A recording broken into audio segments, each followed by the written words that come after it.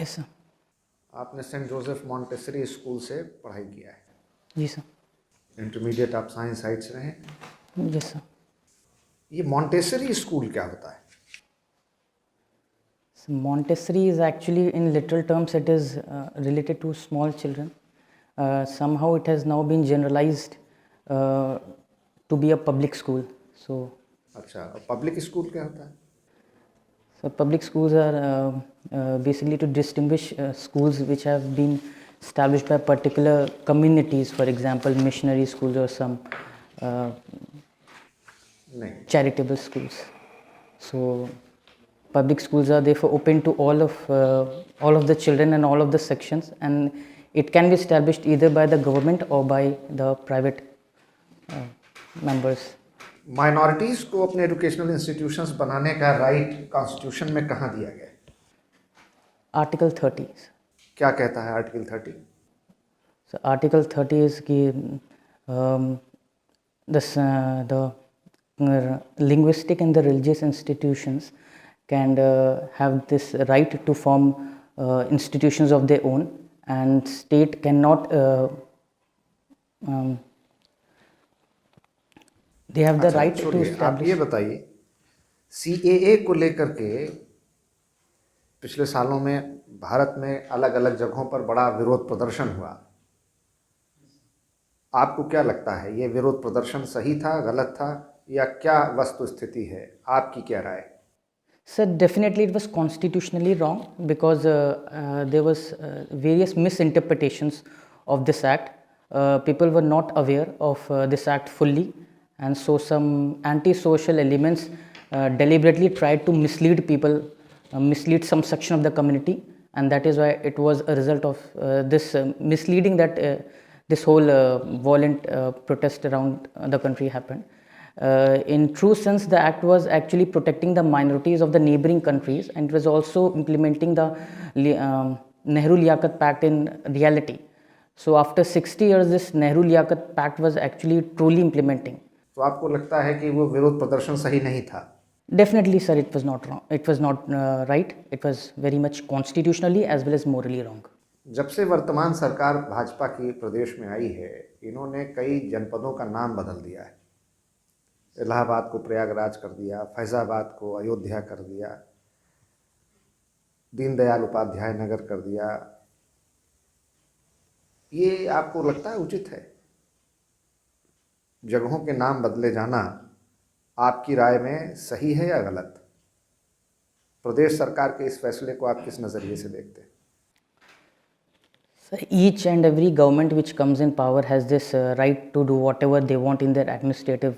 No, they can't do whatever they want. They have to do something and everything which is under the law and under the constitution. So definitely, sir, naming the country, naming the cities or institutes is under their jurisdiction. However, what I feel is that instead of going to the past or instead of reconstructing the past, what we can do is to bring more social reforms and more economic reforms among the community, because we have करना चाहिए की बात नहीं। अब मैं आपसे बिल्कुल एक to the point, pinpointed सवाल पूछ रहा हूँ। सरकार का जगहों का नाम बदलना, जो फैज़ाबाद को अयोध्या और इलाहाबाद को उन्होंने प्रयागराज किया, ये सही है या गलत? हाँ या ना में जवाब दीजिए, और अगर जो भी जवाब है उसको आप सब्सटेंशिएट कीजिए कि क्यों आप ऐसा समझते हैं। So for many of the cities which they have renamed, it is true, because actually the real identity of that cities was related to that old name only. So for example, if Ayodhya was renamed as Faizabad during the Mughal rule, but however Ayodhya is a very legendary city. It has a legend associated with Lord Ram. So it's actually the identity. So on my part, I feel that renaming Ayodhya is absolutely right. For Prayagraj, I can say that Prayagraj was also an ancient city. It was a Mahajanpada. So renaming Allahabad into Prayagraj is also correct. तो मेरे ख्याल में हम लोग को हिंदुस्तानी ज़बान में बात करना चाहिए। आप अंग्रेज़ी ज़्यादा बोल रहे हैं, हम लोग हिंदी भाषी प्रदेश के हैं, राजकाज की भाषा हिंदी होगी।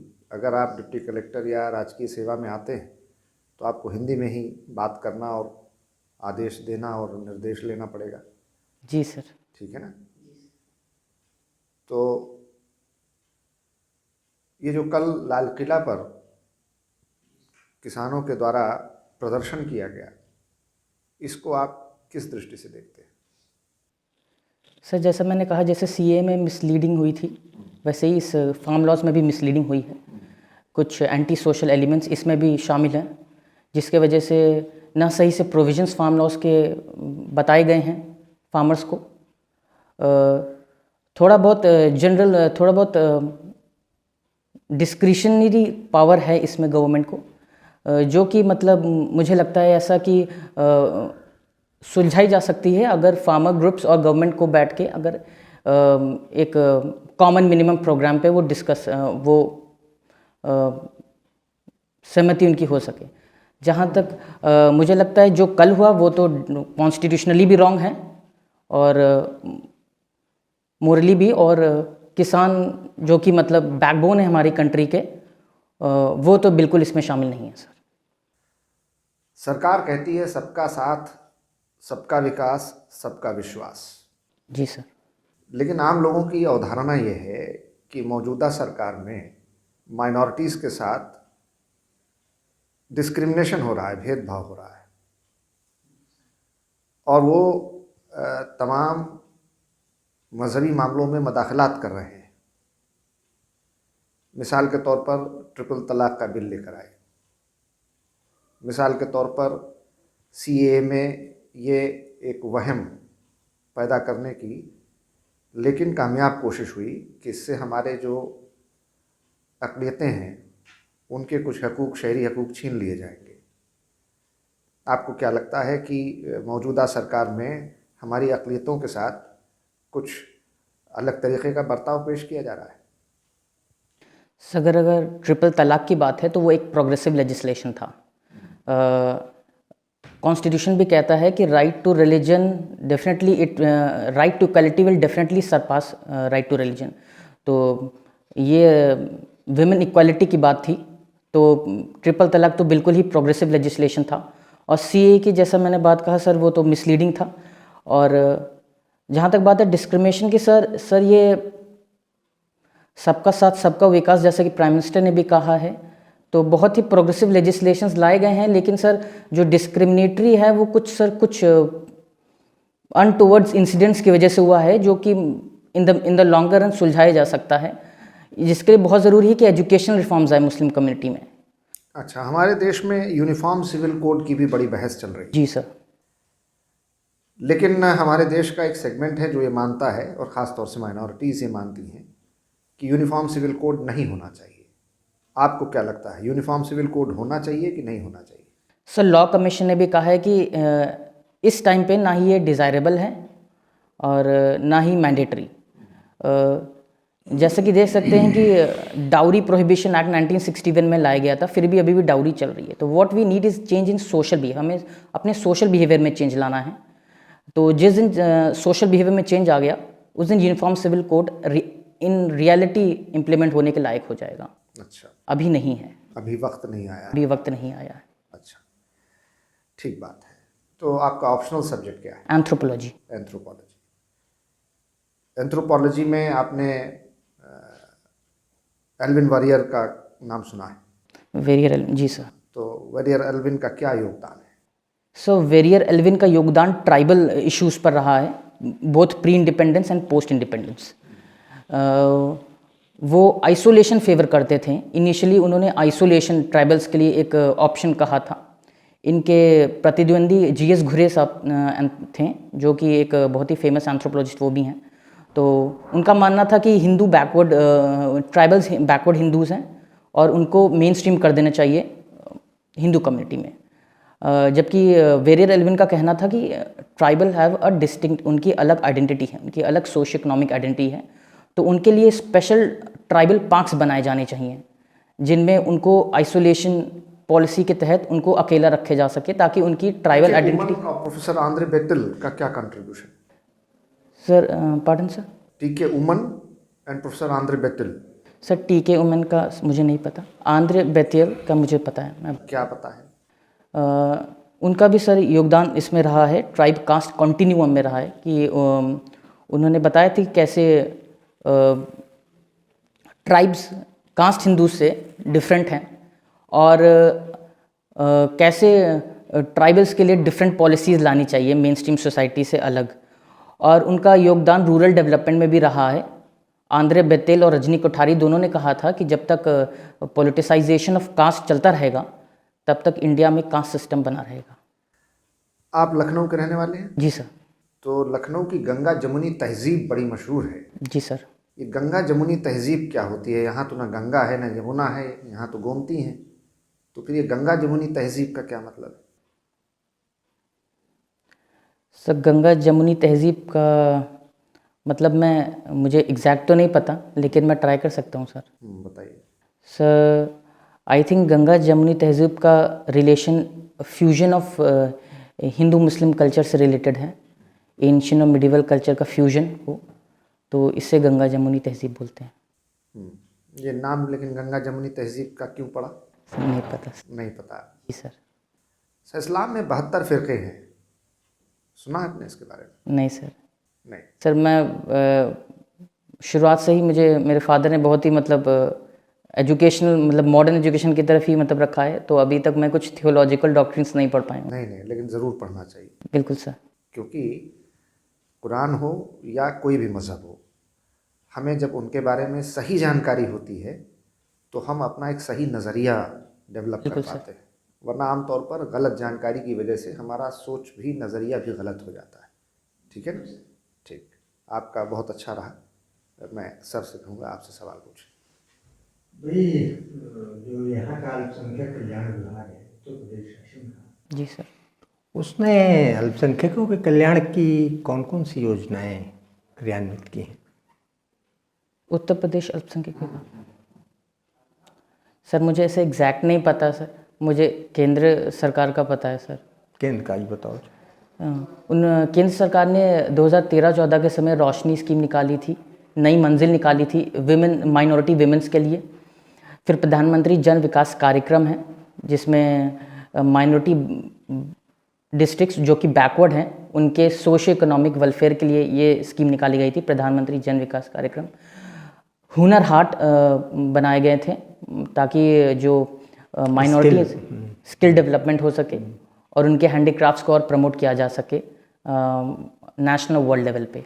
तो यहाँ यूपी गवर्नमेंट ने तो मदरसों के लिए जी सर, उन्होंने उत्तर प्रदेश सरकार ने मदरसों में एनसीईआरटी बुक्स का इंट्रोडक्शन कराया है जो कि बहुत ही प्रोग्रेसिव है, जिसकी वजह से जो मदरसों में बच्चे पढ़ते हैं उनको थियोलॉजिकल के साथ साथ मॉडर्न एजुकेशन का भी पता होगा, जिससे एक बैलेंस्ड अप्रोच, एक बैलेंस्ड और रैशनलिस्टिक व्यूज़ उनके अंदर आएंगे। तो ये बहुत ही अच्छी बात है। होलिस्टिक अप्रोच के लिए उन्होंने डिजिटलाइजेशन और ये नई टेक्निक भी इंट्रोड्यूस हुई है शायद। जी सर, डिजिटलाइजेशन, लेकिन मुझे ऐसा लगता है कि सर अभी डिजिटलाइजेशन जैसा कि माइनॉरिटी सेक्शन में सर अभी लिटरेसी की बहुत कमी है, तो पहले तो लिटरेसी इंप्रूवमेंट हो जाना चाहिए, उसके बाद डिजिटल। मदरसों की इमारतों में भी उनके रिकंस्ट्रक्शन रिनोवेशन के लिए भी अनुदान और बजट की व्यवस्था हुई है। सर इसका मुझे कोई आइडिया नहीं है सर। ओके, ये वक्फ की प्रॉपर्टी क्या होती है? सर वक्फ एक्ट था सर 1950s में लाया गया था, जिसके तहत मुझे सही से नहीं पता सर, जितना मुझे आइडिया है मैं आपको बताने की कोशिश करूँगा। सर वक्फ एक्ट के अंदर कुछ लैंड माइनॉरिटी सेक्शन को दिए जाते हैं फॉर बरियल पर्पसेस और फॉर एस्टैब्लिशमेंट ऑफ मदरसास। इनका मैनेजमेंट कौन करता है? सेंट्रल वक्फ काउंसिल है, उसके बाद स्टेट वक्फ बोर्ड बनते हैं। सेंट्रल वक्फ काउंसिल के chairman ministry of minority affairs होते हैं, जो कि इस समय मुख्तार अब्बास नकवी जी हैं, और स्टेट वक्फ बोर्ड के इस समय head Mohsin Raza ji. What is evacuee property? Sir evacuee property? No idea sir. Custodian property? अभी राजा महमूदाबाद वाला इशू पढ़ा था, सुना था? नहीं सर, नहीं सुना। तो चलिए, भारत में हर 10 साल पे जी सर। सेंसस का प्रोग्राम टेकअप किया जाता है। Ji sir. When it is due? It was due in 2021। It was to be complete, ये 2021 में रिलीज़ होना था मार्च अप्रैल के मंथ में, लेकिन सर ये कोविड पैंडमिक, अनप्रेसिडेंटेड पैंडमिक के चलते अभी इसको थोड़ा डिले कर दिया गया है। इसका कौन सा एक्ट है? Census act 1948। अच्छा। और इसको नेशनल लेवल पे कौन कंट्रोल करता है, इस पूरी एक्टिविटी? ये sir office of registrar and census commissioner. हाँ, registrar general and census commissioner, ministry of home affairs. और स्टेट लेवल पे इसकी क्या व्यवस्था है? सर स्टेट लेवल पे नहीं पता मुझे sir. Director census, okay sir. There is a directorate which works under commissioner. जी सर। ओके। इसमें सेंसस कराने का पर्पस क्या है गवर्नमेंट का? Why census is required? Sir census is required for updation in everything. हमें पता चलना चाहिए कि हमारी पॉपुलेशन कंट्रोल के जो मेजर्स हैं उसमें इम्प्रूवमेंट हुआ है या फिर कुछ सुधार हुआ है या नहीं, लिटरेसी पैरामीटर्स अच्छे हुए हैं या नहीं, सेक्स रेशियो और चाइल्ड सेक्स रेशियो में कुछ सुधार हुआ है नहीं। बेसिकली एक हॉलिस्टिक एक्सरसाइज है जिसमें इम्प्रूवमेंट की तरफ ज़्यादा फोकस किया जाता है कि कितना इम्प्रूवमेंट और हुआ है हमारे बेसिक पैरामीटर्स पे। पॉलिसी प्लानिंग में भी इसका कंट्रीब्यूशन है? जी सर, पॉलिसी प्लानिंग में भी नेशनल पॉपुलेशन पॉलिसी की तरह सर। अच्छा। उसमें भी है, नेशनल पॉपुलेशन पॉलिसी में भी हमारा लॉन्ग टर्म पॉपुलेशन स्टेबलाइजेशन का एम है 2070। अभी CAA की चर्चा हुई थी। जी सर। उसी के साथ साथ गवर्नमेंट ने ऐलान किया था नेशनल रजिस्टर ऑफ पॉपुलेशन का भी, NPR। उसको लेकर के भी बड़ा ह्यू एंड क्राई और एक कैटिक सिचुएशन क्रिएट हुई थी। What was wrong in that system? Sir wrong कुछ नहीं है। नेशनल रजिस्टर ऑफ सिटीजन लगभग हर मेजर कंट्रीज सिटीजन में। नहीं है, national register of population, national NPR। हाँ सर, NPR 2010 में भी कंडक्ट कराया गया था under previous UPA government. Yes.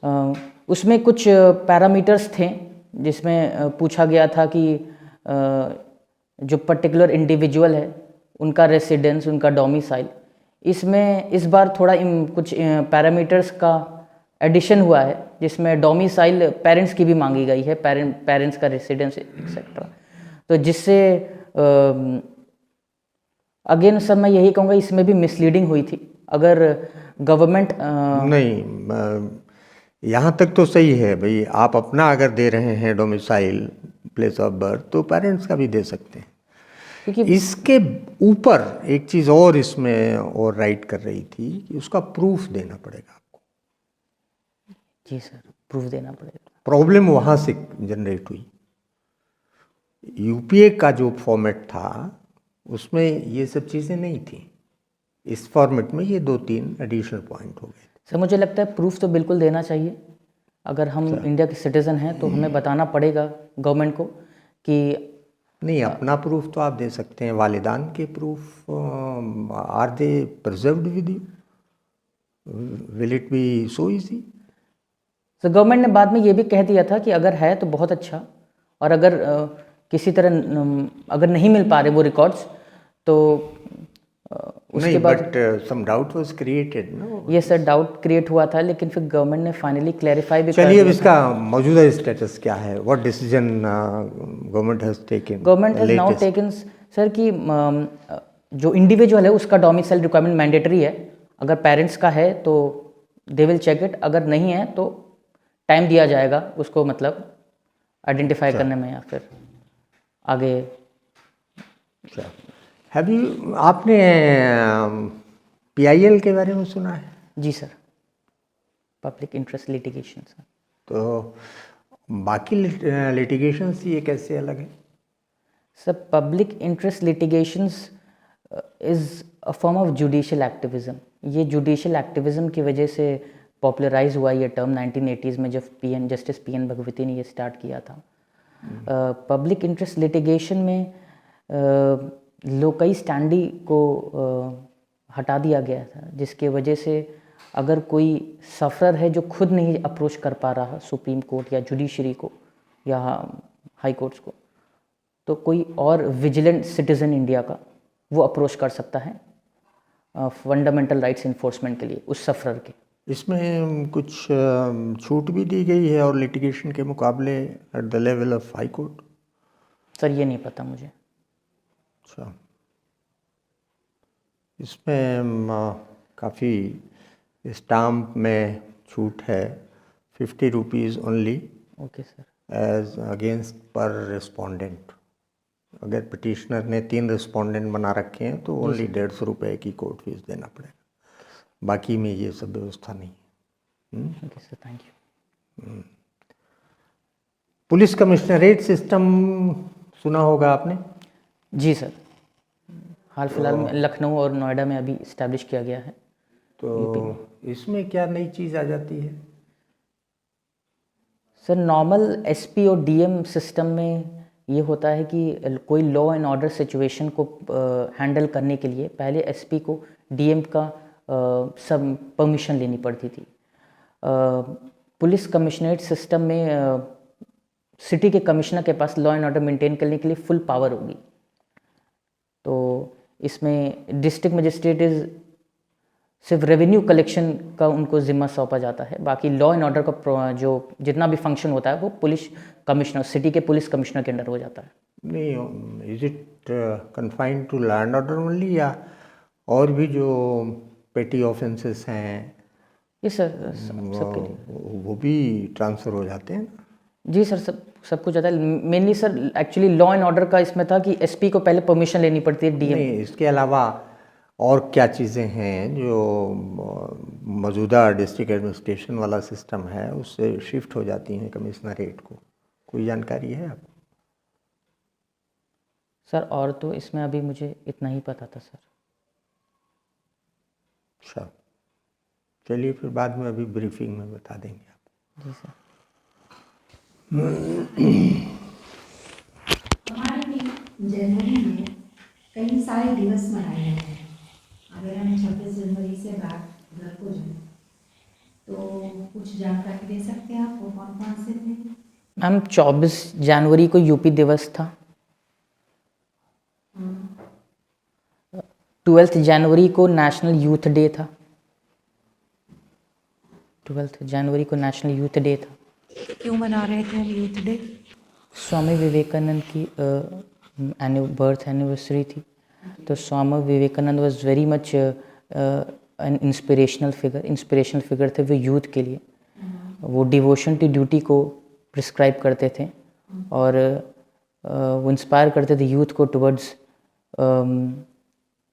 Spiritual nationalism और हार्ड वर्क, जिसके चलते स्वामी विवेकानंद के बर्थ एनिवर्सरी को नेशनल यूथ डे गवर्नमेंट ने 23 जनवरी को भी कुछ सेलिब्रेट हुआ? 23 जनवरी को नहीं पता। नेताजी सुभाष चंद्र बोस जयंती पराक्रम दिवस के रूप में मनाई गई। Yes ma'am. 24 जनवरी यूपी दिवस था मैम। अच्छा, और कुछ? और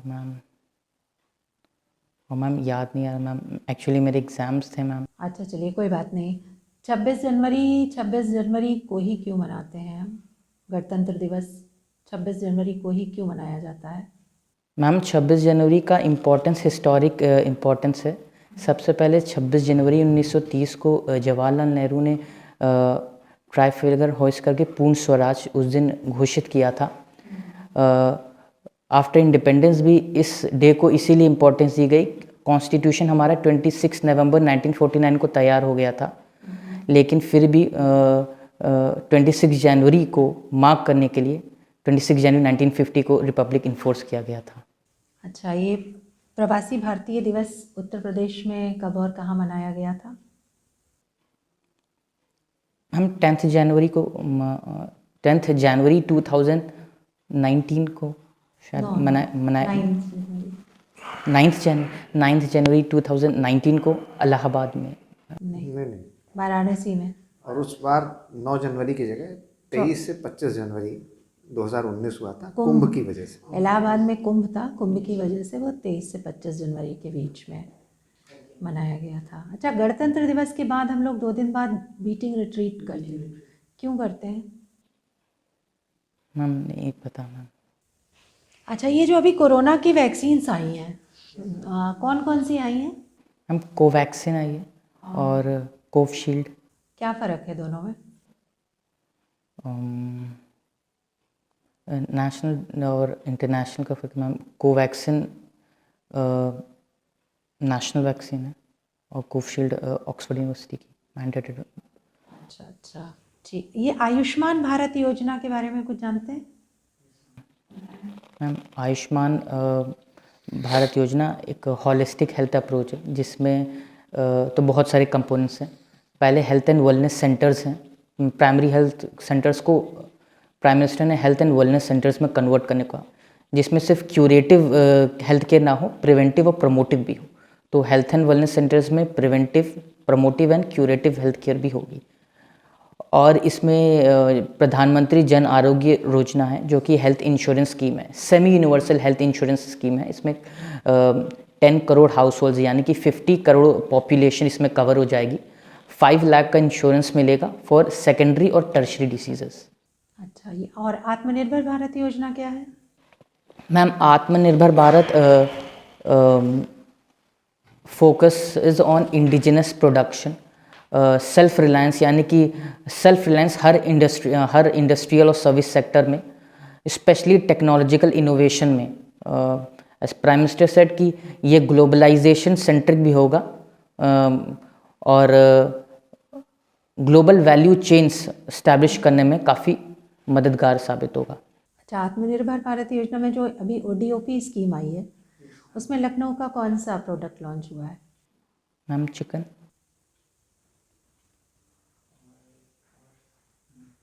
अच्छा, कुछ हिस्टोरिकल मोमेंट्स के बारे में बताएंगे लखनऊ के? लखनऊ के हिस्टोरिकल मोमेंट्स, ये मॉन्यूमेंट्स, इमारतें। इमारतें ma'am, Imambara, Rumi Darwaza, Chhota Imambara, Ashrafi mosque, La Martiniere college building, boys college building and अच्छा, ये रूमी दरवाज़ा को रूमी दरवाज़ा क्यों कहते हैं? मैम रूमी दरवाज़ा को रूमी दरवाज़ा इसलिए कहते हैं क्योंकि इसमें टर्किश इन्फ्लुएंस था और ये रोम में जो टर्किश गेट है उससे इन्फ्लुएंस करता था, इसलिए इसको रूमी दरवाज़ा कहा गया। अच्छा, वैसे फाइनली क्या किया आपने? Graduation, PG? मैम मैंने ग्रेजुएशन की सिविल इंजीनियरिंग में 2017 में कंप्लीट हुई। उसके बाद से मैं सिविल सर्विसेज की प्रिपरेशन कर रहा हूँ मैम। तो आप ऑलरेडी इंजीनियर हैं, तो आप सिविल सर्विसेज में क्यों आना चाह रहे हैं? Ma'am civil services ma'am engineering मैंने ऑक्यूपेशनल सिक्योरिटी के तहत करी थी। I was from very starting wanted to go to for public service only, तो after completing my engineering I straight away went for civil services. Okay Aman, thank you so much. अब आप ठीक है Aman, your interview is over, बैठो।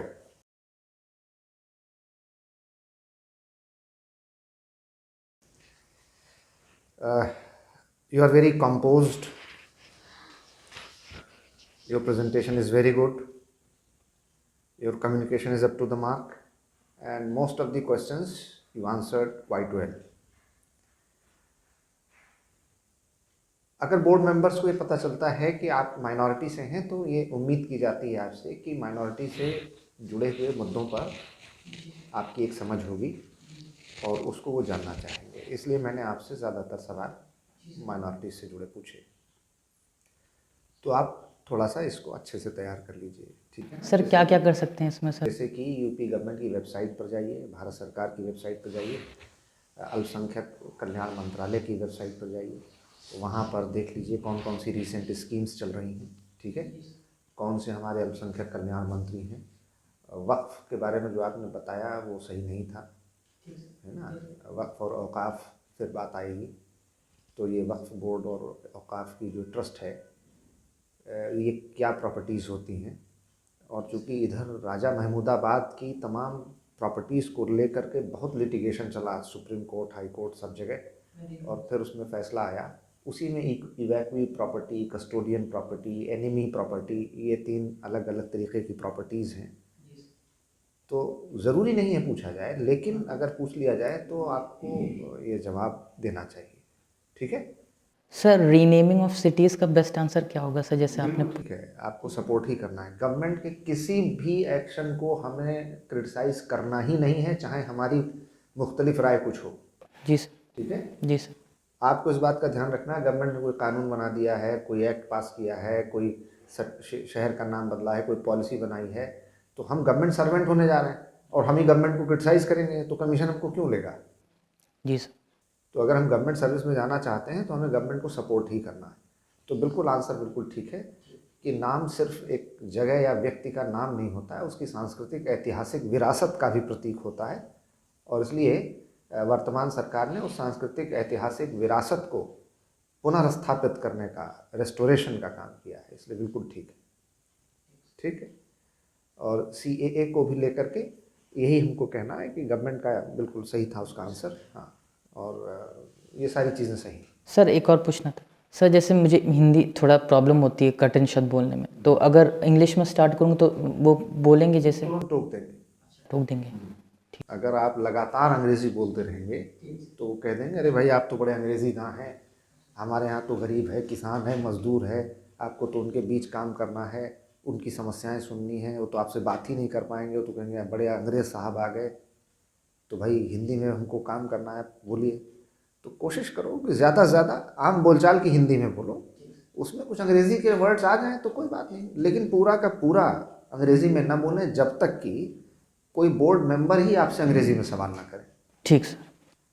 और किसी वजह से अगर ये लगता है कि इसका जवाब फिर भी हम हिंदी में नहीं दे पाएंगे या बेहतर नहीं दे पाएंगे या अंग्रेज़ी में हम ज़्यादा अच्छा एक्सप्रेस कर पाएंगे, तो बोर्ड मेंबर से आप परमिशन ले लें कि sir may I answer this question in English, may I reply this in English. अगर वो कह दें कि हाँ गो है तो बिल्कुल दे। ठीक। पुलिस कमिश्नरेट में जी सर। जो अभी आप कह रहे थे ना कि खाली लैंड ऑर्डर का ही शिफ्ट होता है, तो इसमें 2-3 जो पेटी क्रिमिनल एक्ट्स हैं उनके भी पावर्स डेलीगेशन का प्रोविज़न है। Okay sir.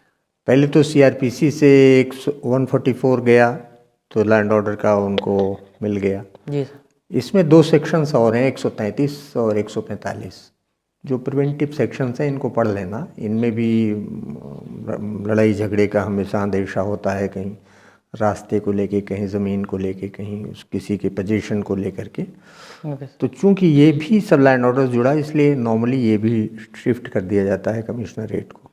Okay sir. इसी तरह कुछ और भी कानून हैं, जैसे आर्म्स एक्ट है, इसमें पोजीशन ऑफ इलीगल वेपन या मिसयूज़ ऑफ लाइसेंस्ड वेपन, इन सब पर प्रोसिक्यूशन और इनके प्रोविजंस हैं। तो ये भी मोस्टली लैंड ऑर्डर रिलेटेड है, तो ये भी उनको दे दिए जाते हैं। Same is with the excise act. Excise act की भी कुछ पावर्स उनको दे दी जाती हैं। और जैसे जो ये सराय एक्ट एक बहुत पुराना है, जो होटल मैनेजमेंट और ये सब देखता है, इस टाइप के जो पेटी ऑफेंसेस वाले मामले थे, ये सब दे दिए जाते हैं। लेकिन हमारे उत्तर प्रदेश में जो प्रयोग हुआ है उसमें खाली 144 अभी दिया गया है, 133-45 को लेके विवाद चल रहा है। सिर्फ 144 दिया गया और उस पर अभी होम डिपार्टमेंट ने राय मांगी है कलेक्टरों से, इन कंसर्न जिलों की, कि दिया जाना उचित होगा कि नहीं, लाइक दैट। ठीक सर।